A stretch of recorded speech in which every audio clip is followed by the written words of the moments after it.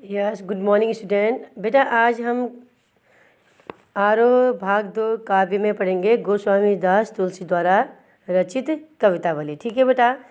तो तुलसीदास जी भक्ति काल के प्रमुख कवि माने जाते हैं। इन्होंने तत्कालीन समाज की यथार्थ स्थिति का चित्रण किया है, क्योंकि मुस्लिमों के हिंदू समाज पर बहुत ज़्यादा अत्याचार हो रहे थे। तो उस समय लोग कितने परेशान थे, अपने पेट की आग को शांत करने के लिए कुछ भी गलत कार्य करने के लिए तत्पर हो जाते थे। तो इन्होंने राम भक्ति शाखा का आश्रय लिया। भगवान श्री राम के ये अनन्य भक्त थे। ठीक है बेटा। तो इन पर ये चैप्टर पढ़ने से पहले थोड़े इनके विषय में जानते हैं। इनका जन्म सन 1932 बांदा उत्तर प्रदेश जिले के राजापुर गांव में माना जाता है। इनकी प्रमुख रचनाएं रामचरितमानस, विनय पत्रिका, गीतावली, कृष्ण गीतावली, दोहावली, कवितावली, रामाज्ञा प्रश्न इत्यादि थे। और इनका निधन सन 1923 ईस्वी में काशी में हुआ। ठीक है बेटा।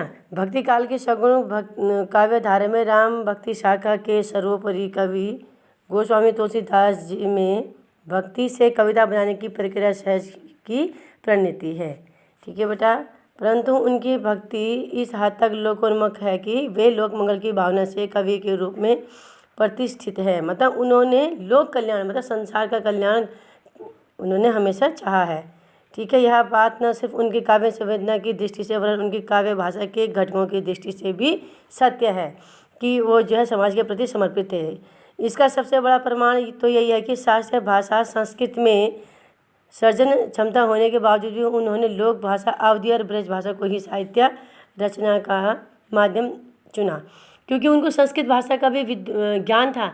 लेकिन उन्होंने बेटा अपनी रचना में ब्रज भाषा और अवधी भाषा, जो कि ब्रज भाषा बोली जाती है बेटा, मथुरा के आसपास का जितना क्षेत्र है उधर जो है ब्रज भाषा बोली जाती है, और अवधी भाषा अयोध्या के आसपास उत्तर प्रदेश की तरफ बोली जाती है। ठीक है बेटा। तो इसमें इस प्रकार से उन्होंने जो है समाज के लिए जो उन्होंने अपनी रचनाओं का सर्वोपरि स्थान दिया। और अब आगे देखो बेटा, इसमें उन्होंने इस कविता के माध्यम से कवि ने कहना चाहा है कि जिस समय तुलसीदास जी का जन्म हुआ उसके पश्चात जब वो थोड़े बड़े हुए तो उसके बाद उन्होंने उस समय की समाज की स्थिति देखी। तो इसके बारे में वो बता रहे हैं, वो कह रहे हैं बेटा देखो कि किसी भी किसान कुल बनिक भिखारी भाट, चाकर चपल नट चोर चार चेट की, पेट को पड़त गुण गड़त चढ़त गिरी, अटत गहन गन अहन अखेटगी, ऊंचे नीचे करम धर्म अधर्म करी, पेट ही को बचत है बेचत बेटा बेट की, तुलसी बुझाई एक राम घनश्याम हित, आगे बढ़वा गीते बड़ी है आगे पेट की। तो प्रस्तुत कविता में, इस कवितावली में हिंदी की ये जो है हमारी पाठ्य पुस्तक आरोह भाग 2 में संकलित कवितावली के उत्तरकांड से लिया गया है। रामचरितमानस में 7 कांड है बेटा, तो ये उत्तरकांड से लिया गया है। इसमें कवि ने अपने समाज के यथार्थ स्थिति का एज इट इज जो उसमें की स्थिति उसका अंकन किया है, चित्रण किया है। जहाँ संसार के अच्छे बच्चे सब अच्छे होते हैं, बुरे होते हैं, सभी प्राणियों का आधार क्या है? पेट की आग को शांत करना है। मतलब जिस कार्य को करने के लिए, इस पेट की आग को शांत करने के लिए वो कुछ से कुछ गलत काम तक कर सकते हैं। तो जिसको कवि रूपी घनश्याम की कृपा जल से समाधान करने की प्रार्थना करते हैं। मतलब कवि तुलसीदास जी भगवान श्री राम से प्रार्थना करते हैं कि आप ही इस आग को शांत कीजिए। तो कवि कह रहे हैं कि इस संसार में मजदूर हो, ठीक है, किस भी कहते हैं मजदूर को, चाहे किसान हो, कृषक, चाहे कुल मतलब व्यापारी हो, वैश्य हो, चाहे वो भिखारी मतलब भिक्षु हो, भाट हो, नौकर चाकर हो, ठीक है, चाहे चंचल नट, चपल नट कहते हैं चंचल नट, जैसे जो अभिनय करते हैं बेटा, ठीक है, हैं वो हो, ठीक है, चाहे चोर हो, दूत हो, जादूगर, सभी लोग अपने अपने पेट को भरने के लिए तरह तरह के कार्य करते हैं। बनिक बनिया को कहते हैं बेटा, चपल नट चंचल नट को कहते हैं। ठीक है। अब वो कह रहे हैं कि वे अनेक करिश्मों को करते हैं। ठीक है, पेट को पड़त गुण चढ़त चढ़त गिरी, गिरी मतलब पर्वत। वो क्या करते हैं कि वो यहाँ तक कि वो पर्वतों पर चढ़ जाते हैं। ठीक है, गहत गुण गत, अब ये जो अटत गहन गन, ठीक है, वो क्या, वे बड़े बड़े पर्वतों पर चढ़ जाते हैं, कठिन से कठिन कार्यों को करते हैं। ठीक है, गहन आहन खेटगी। ठीक है, वो क्या करते हैं कि आहन कहते हैं दिन को, दिन भर रात हो चाहे, तो वो क्या करते हैं, दिन हो चाहे रात हो, वो कठिन से कठिन कार्य करते हैं, घने जंगलों पर पर्वतों पर चढ़ जाते हैं। ठीक है, ऊंचे नीचे कुछ भी कार्य हो, धर्म अधर्म के कुछ भी कार्य हो, वो सब कर लेते हैं, पर्वतों पर चढ़ जाते हैं, शिकारी के रूप में सारा दिन भर क्या हो तो वो भटकते रहते हैं। ठीक है, पेट को ही बचत बेटा पेट की। ठीक है, तो वो कहते हैं पेट ही एक ऐसी बला है जिसके लिए लोग क्या कर रहे हैं, दर दर की ठोकरें खाते फिरते हैं, कुछ भी कार्य करने के लिए मजबूर हो जाते हैं, उचित अनुचित कार्य भी करते रहते हैं, वे नहीं हिचकिचाते हैं। धर्म अधर्म की भावना उस समय के लोगों में नहीं रह गई थी, यहाँ तक कि लोग अपने पेट की आग को शांत करने के लिए, देखो, पेट ही को पचत है बेचत बेटा बेटी, यहाँ तक कि अपने पेट की आग को शांत करने के लिए वो क्या करते हैं, अपने बेटा और बेटी दोनों को बेच देते हैं, अपने बच्चों को भी बेचने के लिए मजबूर हो जाते हैं। ठीक है, यह पेट की अग्नि समुद्र की अग्नि से भी बढ़कर बड़ी हो जाती है। बेटा देखो, पेट की अग्नि होती है जठाग्नि, और समुद्र के भीतर जो अग्नि लगती है उसको कहते हैं बड़वानल अग्नि। ठीक है, तो बड़वागी अर्थात समुद्र की आग। तो ये पेट की जो आग है वो समुद्र की आग से भी क्या है, वो क्या है, बहुत अधिक है।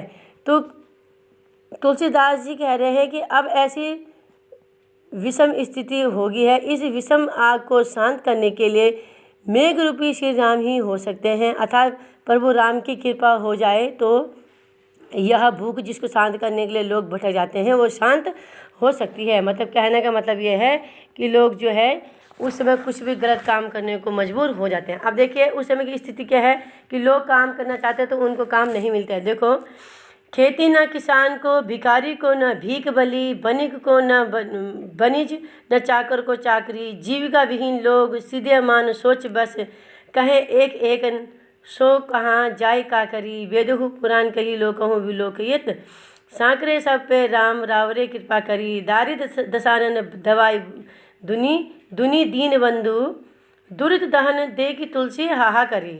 ठीक है, तो इसमें कवि ने प्रकृति और शासन की विषमता से अपनी गरीबी और बेकारी की पीड़ा का यथार्थपूर्वक चित्रण किया है। प्रभु श्री राम ही इसको दूर और भगवान श्री राम से इस गरीबी को दूर करने की प्रार्थना की है। तो वो कहते हैं कि देखो कैसे थे, तुलसीदास जी ने समकालीन समाज में फैली गरीब और बेकारी का यथार्थ चित्रण करते हुए भगवान श्री राम से वो संबोधन करते हुए कहते हैं कि हे दीन बंधु, समाज में हर तरफ गरीबी और बेकारी का बोलबाला है। ठीक है, क्योंकि देखो किसान, यहाँ पर प्रत्येक व्यक्ति दुखी है। खेती न किसान को, किसान के पास खेती करने के लिए उचित साधन नहीं है, उसके पास खेत नहीं है। भिखारी को न भीख, ठीक है, जिससे वो खेती पैदा कर सकता है, तो किसान के पास वो सब उपलब्धि नहीं है इसमें। भिखारी, ठीक है, भिखारी को भीख नहीं मिलती है क्योंकि वहाँ पर कोई संपन्न व्यक्ति है ही नहीं जो कि किसी को भीख दे सकते।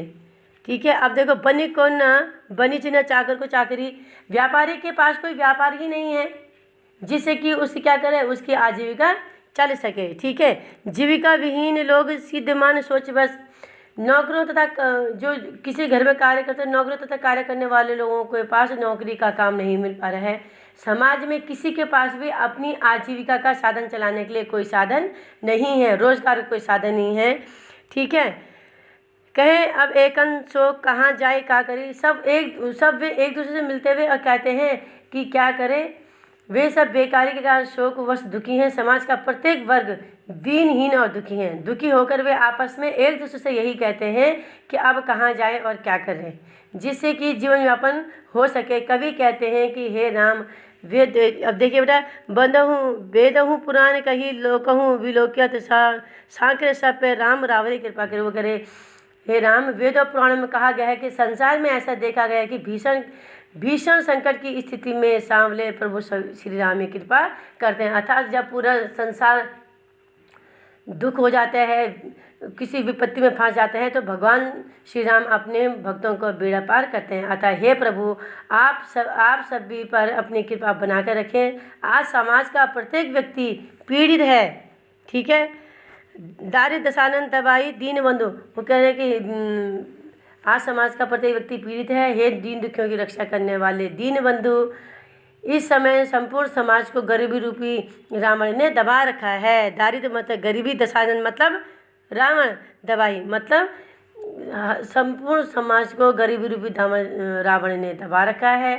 तो वे प्रार्थना करते, क्या करते हैं, वो कह रहे हैं कि दुनिया में हर जगह क्या है, रावण का क्या है, गरीबी रूपी रावण का साम्राज्य है, चारों तरफ गरीबी फैली हुई है। तुलसी जी प्रभु श्री राम से प्रार्थना करते हैं कि हे दरिद्रता को जला देने वाले प्रभु, आप तो कष्टों का नाश करने वाले हैं, आप सर्वव्यापी हैं, सबकी चिंता को दूर करने वाले हैं। अतः आप ही हमें इस गरीबी से निकालिए, आप ही दुनिया से गरीबी को दूर करें। ठीक है बेटा, तो भगवान श्री राम जी से तुलसीदास जी प्रार्थना कर रहे हैं। अब देखो, अब वो कह रहे हैं, तुलसीदास जी कह रहे हैं कि धूत कहो अवधूत कहो राजपूत कहो जोलाहा कहाँ कोऊ, काहू की बेटी सो बेटा न ब्याहब, काहू की जाति बिगाड़ न सोऊ। तुलसी सरनाम गुलाम है राम को, जाको रुचे सो काहे कछ ओऊ। मांगे के खैबो मसीत को सोइबो, लेबो को एक न दैब को दो। तो तुलसीदास जी कह रहे हैं कि मुझे भगवान श्री राम के सानिध्य में जाना है। मुझे कोई कुछ भी कहे, दुनिया वाला संसार वाले, मुझे किससे कुछ मतलब नहीं है। वो कह रहे हैं कि दूत मतलब त्याग हुआ, अवधूत मतलब सन्यासी विरक्त, चाहे मुझे, वो कह रहे हैं कि इसमें भक्ति हृदय के आत्मविश्वास का चित्र है। कवि ने समाज में व्याप्त जातिवाद और धर्म का उन्होंने खंडन किया है। तो वो कह रहे हैं, भक्त तुलसीदास जी आत्मविश्वास को प्रकट करते हुए कह रहे हैं कि समाज मुझे चाहे कोई त्यागा हुआ कहे, दूत मतलब त्यागा हुआ, चाहे मुझे कोई सन्यासी कहे मतलब अवधूत कहे, चाहे कोई मुझे राजपूत कहे या जुलाहा कहे, मुझे इससे कोई फ़र्क नहीं पड़ता है। ठीक है। फिर मैंने किसी की बेटी से या किसी की बेटी से बेटे की शादी नहीं करनी, जिससे कि किसी की जाति बिगड़ जाएगी। देखो, काही की बेटी लिखा हुआ ना कि किसी की जाति बिगड़ जाएगी, बिगाड़ मतलब बिगड़ जाएगी, तो मुझे इससे कोई फ़र्क नहीं पड़ता है। तुलसी जी जाति धर्म का खंडन करते हुए कहते हैं कि मैं तो केवल भगवान श्री राम का दास हूँ, फिर जिसे जो अच्छा लगे वह कहता रहे, मुझे किसी की जाति धर्म से कोई लेना देना नहीं है। तुलसी जी कहते हैं कि मुझे किसी से कुछ लेना देना नहीं है, मुझे कोई फ़र्क नहीं पड़ता है। मुझे कोई निम्न वर्ग का कहे चाहे कुछ भी कहे, मैं तो भीख मांगकर पेट भर सकता हूँ, मस्जिद में सो सकता हूँ, मसीहत लिखा हो ना बेटा, मस्जिद में सो सकता हूँ। ठीक है, मैं तो पूर्ण रूप से प्रभु श्री राम के शरण में समर्पित हो गया हूँ। मुझे इस संसार से कोई लेना देना नहीं है, क्योंकि मेरे आराध्य भगवान श्री राम ही सभी समस्याओं का समाधान करते हैं, भक्तों का अपना ध्यान रखते हैं। हे प्रभु श्री राम, आपके चरणों में मेरी भक्ति बनी रहे, मेरा ध्यान आपके चरणों में हमेशा लगा रहे, आप पूरे समाज का कल्याण करें। तो बेटा, आपने आज की डेट डाल करके तुलसीदास जी की जीवनी लिखनी है और शब्दार्थ करने हैं। ठीक है बेटा, मैं आपको इसके अर्थगत संबंधी प्रश्न जो हैं आपको भेज दूंगी, तो आपको जहाँ पर समझ में नहीं आता आप हमसे पूछिएगा। ठीक है, तो आपने इतना काम ये करना है, और पहले जीवनी और शब्दार्थ करने हैं। ठीक है, तो जो समझ में नहीं आएगा बेटा तो आप फिर हमसे पूछना। ठीक है, ओके।